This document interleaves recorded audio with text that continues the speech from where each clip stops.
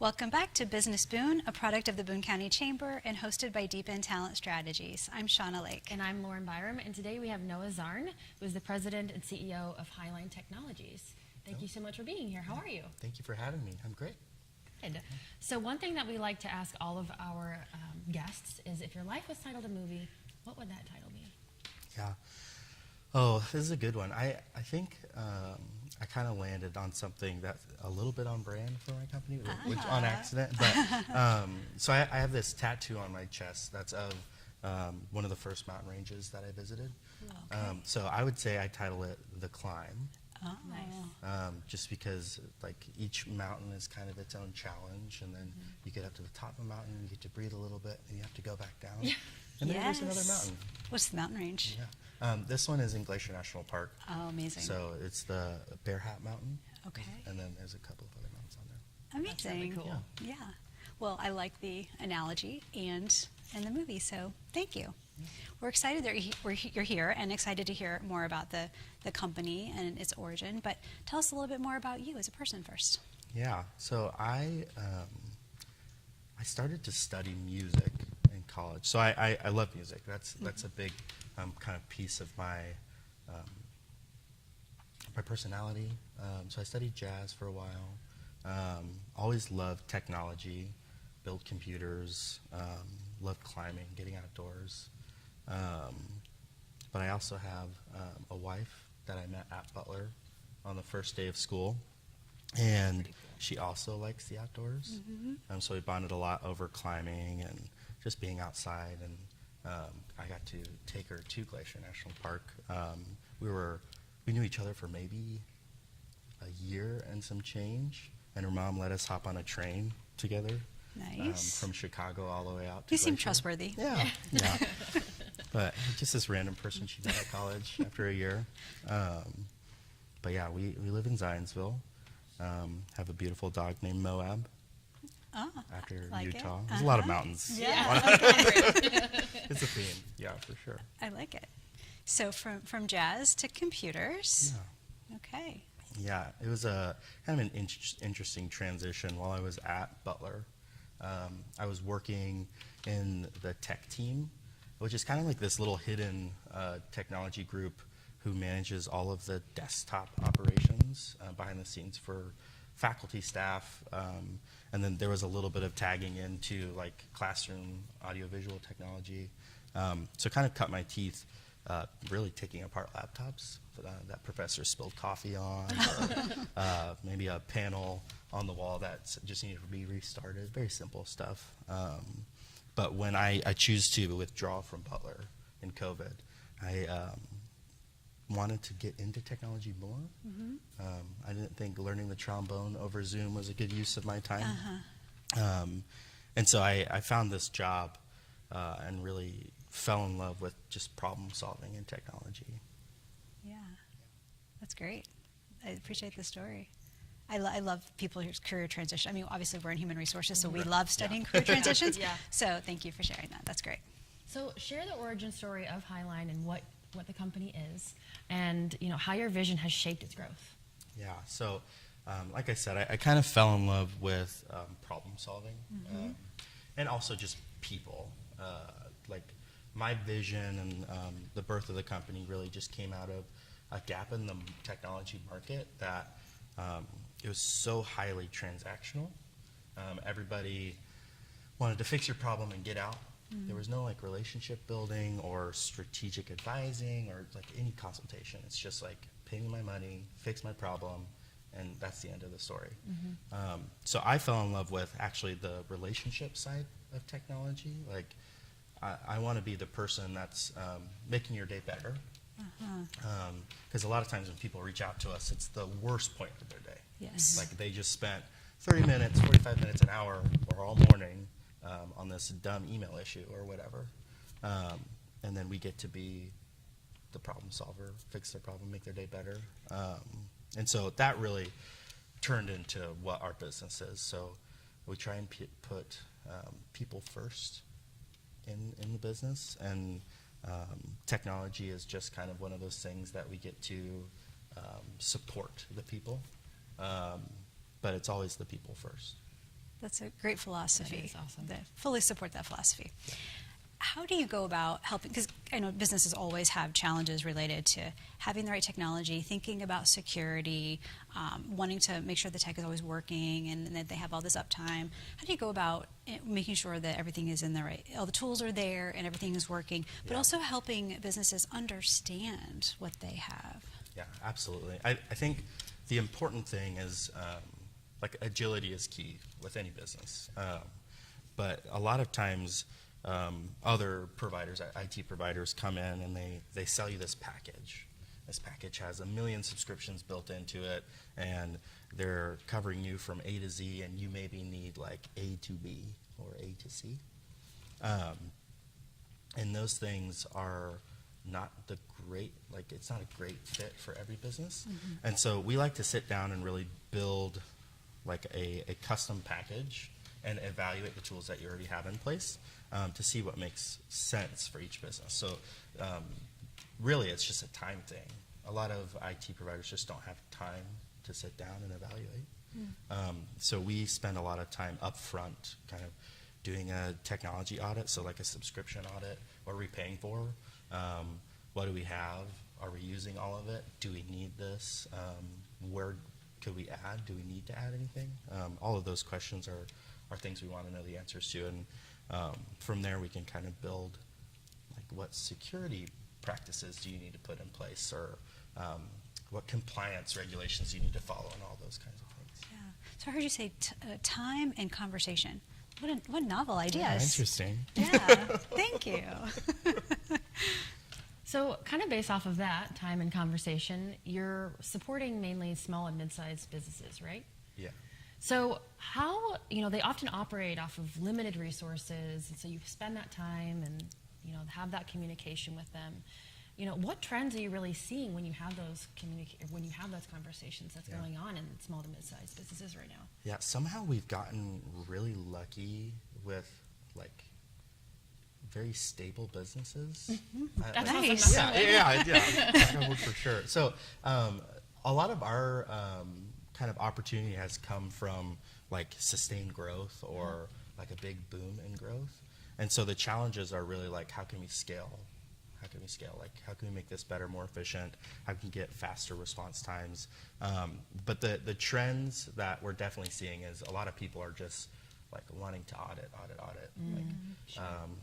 How often is our team reaching out to you? Why are they reaching out to you? What are we paying for? Should we be paying for this? Like those are the things that a lot of times aren't getting talked about. Yeah. So the trend is for sure like maybe a little bit trimming back as much as we can. But then, like I said, we have a bunch of associations and nonprofits, and they're just like hitting this big growth spurt where their membership is increasing and their team members are increasing, and so they're just making a lot of strategy changes. So the end of last year and kind of the beginning of this year has been a lot of strategy conversations. So like, how can we do more with what we have, and do we need to make any changes?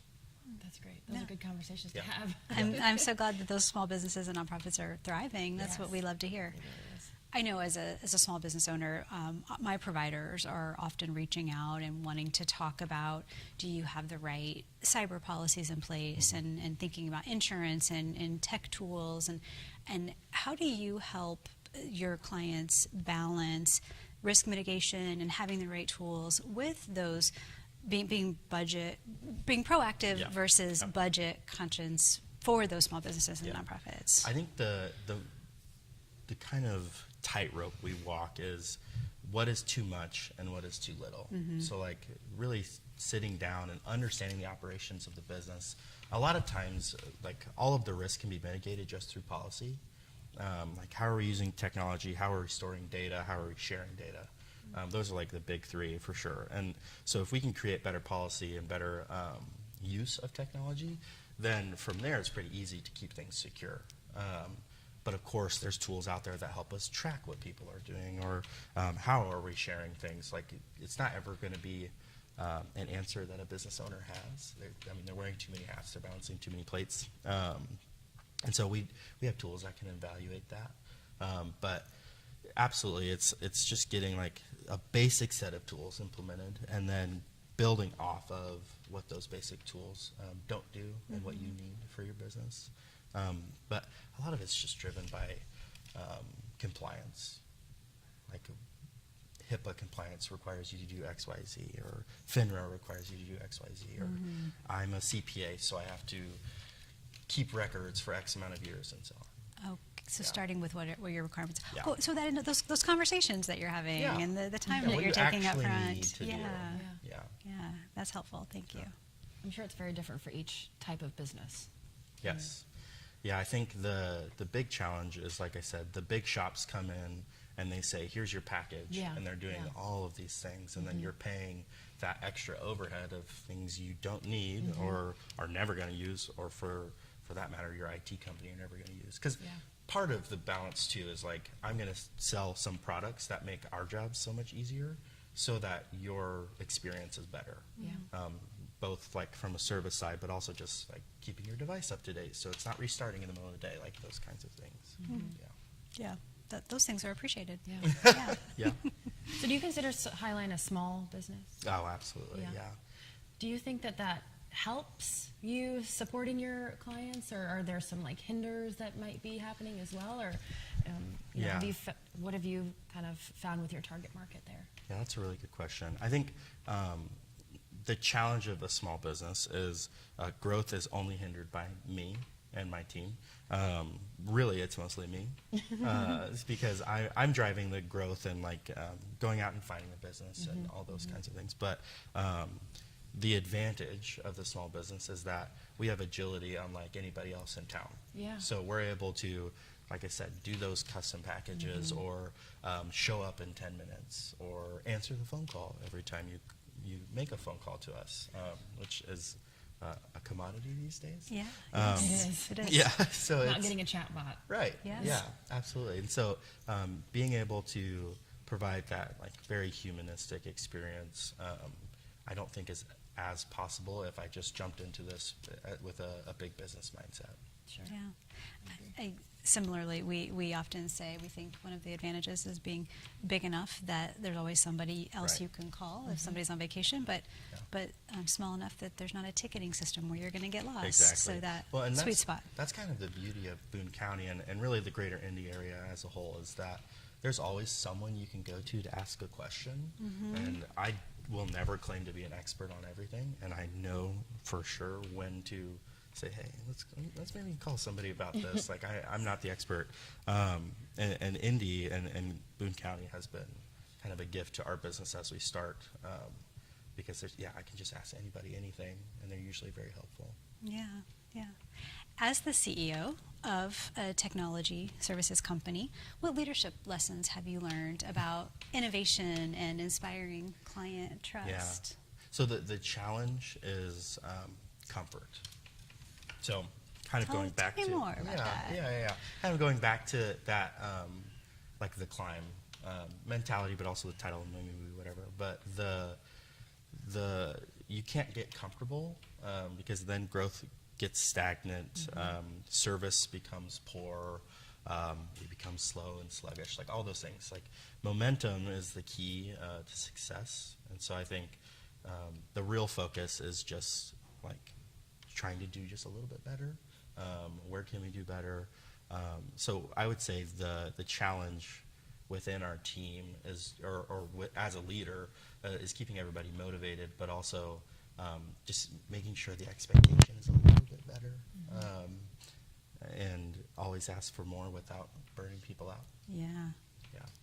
yeah. It's a So delicate balance. Yeah, the thing I've learned though is that like empowering your people is way more powerful than like writing them and making them and pushing them.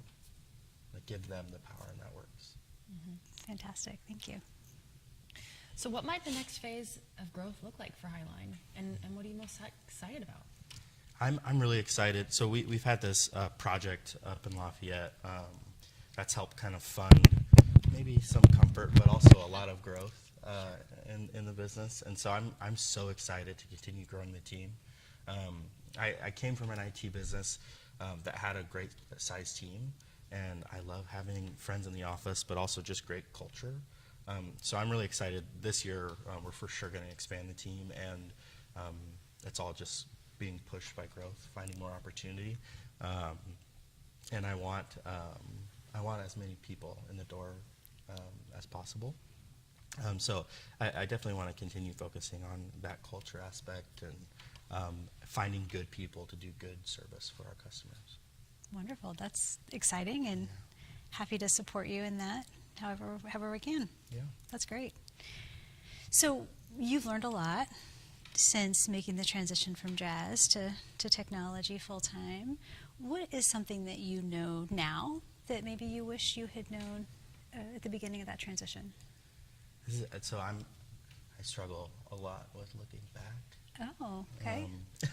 So this is a challenging question for me, because really I struggle to kind of celebrate successes and recognize, oh, I learned something from that, and I know that it's happening. And really, I mean, just saying that is kind of something that I learned and wish that I knew before.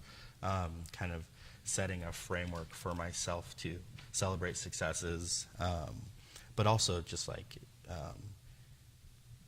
I wish that I knew better before how to set up like a good culture, a good just like business practice relationships, those kinds of things, because it's always challenging to unravel that hairball. Mm-hmm. We call it an onion. Onion, yeah. Peel back that onion. Right. But we've gotten totally past that now, but definitely, Sounds like you have. yeah, would have been nice to be better prepared for Sure. that in the beginning. Yeah. Yeah, thank you. Thanks for sharing that and Yes. being vulnerable with us Yes. and all the listeners. So if our listeners would like to get a hold of you, how can they do that? Yeah, our website, there's a little contact form on there that goes directly to me and our team. But also, I love meeting people in person. So just send me an email or fill out that contact form, and let's meet for coffee, lunch. I just love like in-person Yeah. connection. Yeah. What's your email and website? Yeah, website is highlinetechnologies.com, and then it's noah@highlinetechnologies.com. Awesome. Wonderful. Thank you. Thank you so much for being Yes. with us today, Noah. Thank you for having me, guys. Yeah, it's wonderful. Been great. And we will be back with more insightful conversations. Until then, continue leading and growing with purpose.